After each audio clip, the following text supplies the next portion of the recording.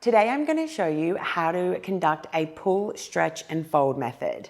Now this is the method I use when sourdough baking to replace the tedious kneading that normally has to occur. It's really quick, easy and simple, and anyone can do it, which is why I love this method.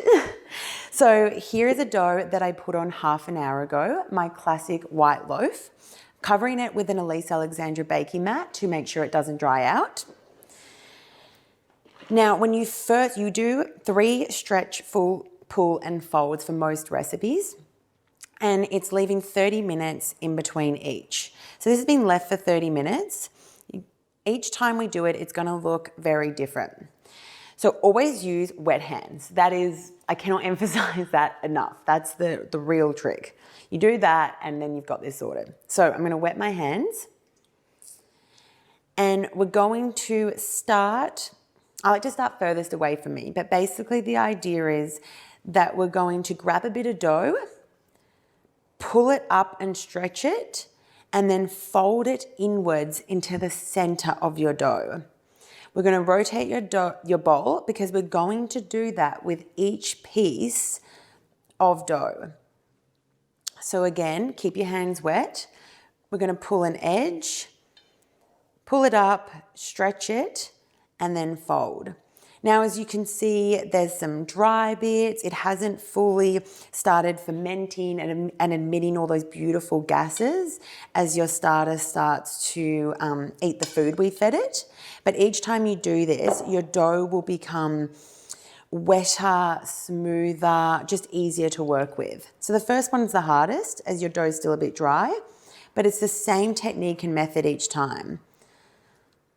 It doesn't need to be perfect. It doesn't need to be clean. It doesn't need to be pretty. That is the most important thing. Just have fun with it. It's really nice to also be able to touch the dough, and the more you work with it, the more you'll know what texture and consistency you're looking for.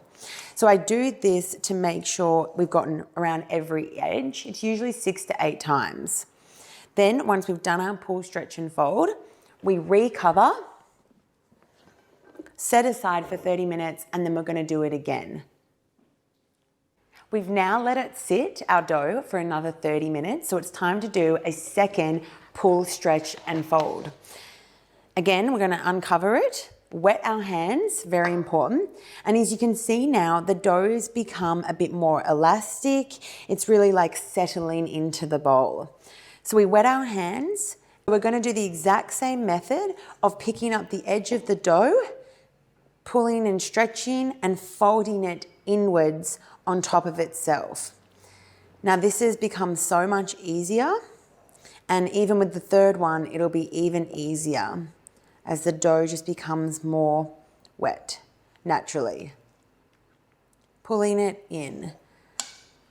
So before I needed 2 hands, now I can sort of do it with one and hold the bowl, grabbing the edge and folding it in on itself. I haven't needed to go back and re-wet my hands. Now we cover and leave for another 30 minutes and do that one more time. Onto the third and final fold.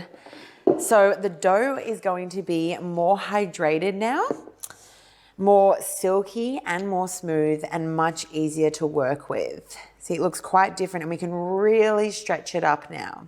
It is the exact same technique. Again, always use wet hands. We can really give it a really nice pull, stretch and fold without the dough breaking.